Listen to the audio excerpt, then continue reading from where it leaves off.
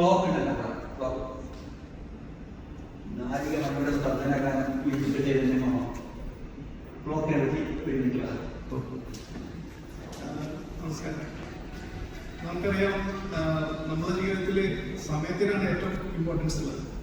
അപ്പോൾ ക്ലോക്ക് അതുമായി ബന്ധപ്പെട്ടതാണ്. സമയത്തിന് ഏറ്റവും പ്രാധാന്യം കൊടുക്കുകയാണെങ്കിൽ എല്ലാ കാര്യങ്ങളും ഇപ്പോൾ ഇന്നത്തെ കാലഘട്ടത്തിൽ സമയം സേവ് ചെയ്യാൻ വേണ്ടിയിട്ടാണ് എല്ലാ ടെക്നോളജിയും കാര്യങ്ങളും നമുക്ക് ഉൾക്കൊള്ളുന്നത്. പക്ഷെ കുറേയൊക്കെ ടെക്നോളജീസ് നമ്മളെ സമയം സേവ് ചെയ്യാൻ അനുവദിക്കുന്നുണ്ടെങ്കിലും സഹായിക്കുന്നുണ്ടെങ്കിലും അത് നമ്മളെ വേറൊരു തരത്തിൽ ദോഷങ്ങൾ ചെയ്യുന്നുണ്ട്. പിന്നെ ആക്ച്വലി ഞാൻ തീരെ പ്രിപ്പയർഡ് ആയിട്ട് ഈ സ്പീച്ചിന് വേണ്ടിയിട്ട്. അപ്പോൾ കറന്റ് എൻ്റെ മൈൻഡിലോട്ടൊന്നും കടന്നു വരുന്നില്ല.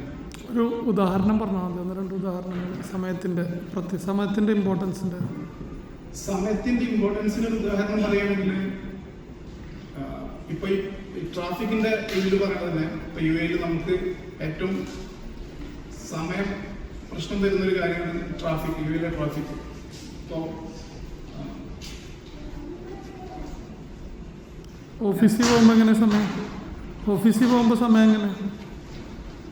ഓഫീസിൽ പോകുമ്പോൾ അത് സമയം നിശ്ചയം.